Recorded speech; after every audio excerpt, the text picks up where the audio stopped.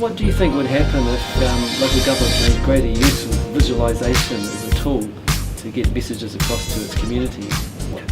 I think it's critical, actually, and it's interesting to see, you know, local governments starting to move into that space now anyway. And you've had a number of successes, I know, with America's Cup and the PGA and all sorts of things, but in local government, have there been any successes in New Zealand that you could think of? Well, it's interesting.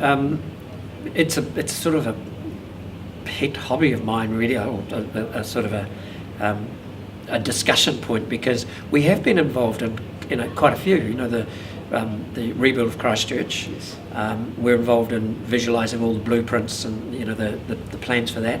And I thought Christchurch offered probably this country and the greatest opportunity to do something really special, not in the rebuild, but in the visualisation, technology, GIS side of the rebuild. It's very rare that you get a city of that size, Yes.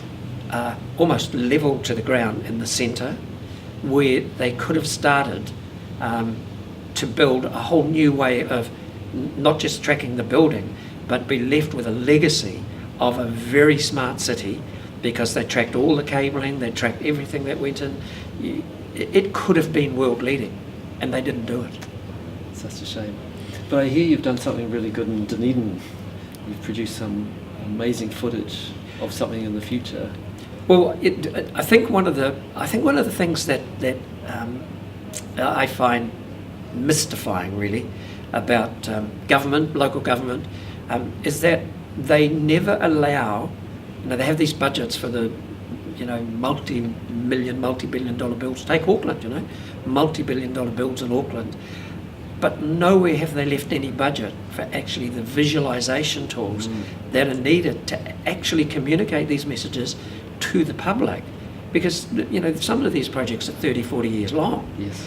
And that's where you get all this debate as well, because people start arguing about things they have no idea about, because no one has shared it with them in a way they understand. Yeah, I think if local government wants to look at an example of where it really has worked is the Harbourside development in Dunedin. You know, the interesting thing is that it wasn't something that was commissioned by the City Council. It was a private exercise done by Damien van Brandenburg. He just loved the harbour, had this vision, so he just created it at his own expense. Then we got together and created all the visualisations for him. And then it picked up momentum, and we found, you know, shared it with City Council, Regional Council, Port Authority, and because they had something to see, because the vision was there, everybody, it made sense. It made sense to everybody. And the real irony, or I think the funny thing is that originally the whole project was about a bridge that would cross the railway line, and it's a spectacular bridge, but it cost $20 million. Now, in constraining times, who's going to pay $20 million for a bridge? Well, we shifted the story so that this wasn't a story about a $20 million bridge. This bridge that you would fund was the key to the future of Dunedin, and this is what the future looks like. And quite clearly, everybody bought into that vision. Everybody bought into that future. And yesterday, the City Council agreed unanimously to fund $20 million for the bridge, because it's going to start the rejuvenation of the whole city. And I mean, if you need I don't think you could find a more powerful example of what happens when you create a vision that people can talk about and understand. And the other thing is, you don't have to like the vision, but at least if you don't like the vision, you're coming from an informed point of view.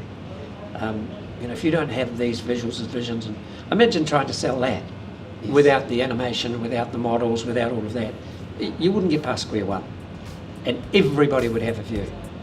It's very hard to argue with a view like that.